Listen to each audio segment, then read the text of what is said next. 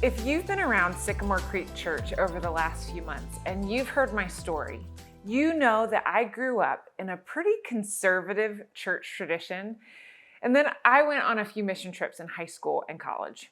So it probably won't be very surprising for you to hear me say that for a long time, I thought there was one thing that Christian missional presence meant.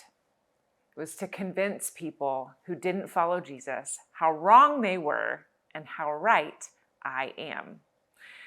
I have lots of zeal and a fair amount of head knowledge, but not very much wisdom. In high school, my senior project was a magazine on apologetics. And some of you know exactly what that word means, and you're reliving something right now. Maybe not good. For those of you who have no idea what that word means, it is the religious discipline of defending religious doctrines through systematic argumentation and discourse. It was arguing people into Christianity. And big surprise, my project proved that Christianity was right. A few years later, I worked at the Adventure Club at my college. We coordinated rock climbing, kayaking, and other kinds of outdoor activities.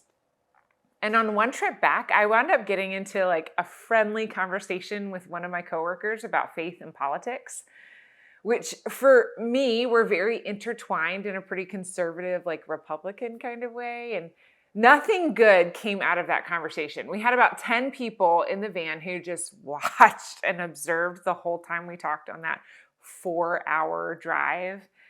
And looking back, I could just crawl right under the table. Let me tell you, this is not the way to be on mission.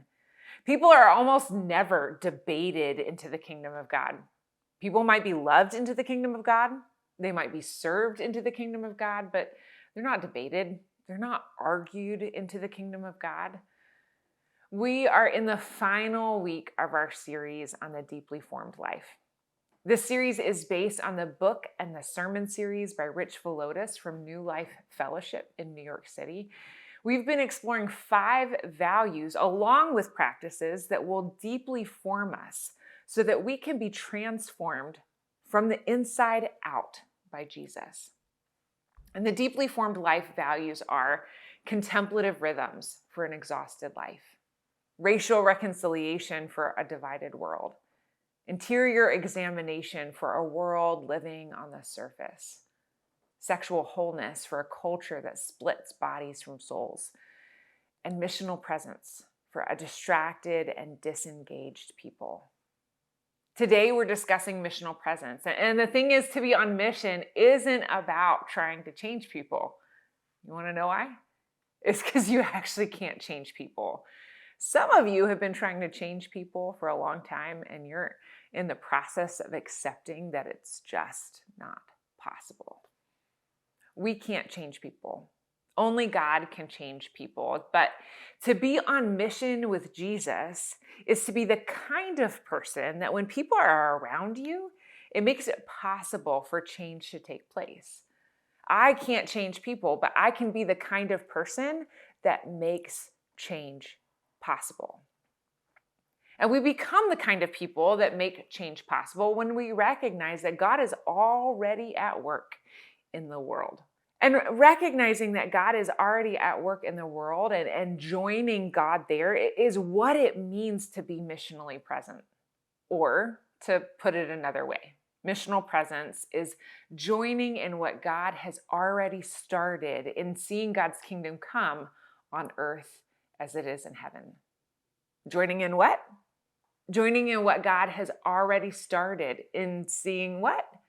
God's kingdom come on earth as it is in heaven. And we learn that idea of God's kingdom come on earth as it is in heaven in the prayer that Jesus taught his disciples. This then is how you should pray. Our Father in heaven, hallowed be your name. Your kingdom come, your will be done on earth as it is in heaven. In Lansing, as it is in heaven, in my job as it is in heaven, in my home as it is in heaven. We're filming today at Clover Joy, and I would say in downtown Lansing as it is in heaven. This is a key part of missional presence. So Let's take a minute and talk about it. When you think about your life and the world around you, what is one place that you long to see God's kingdom on earth as it is in heaven?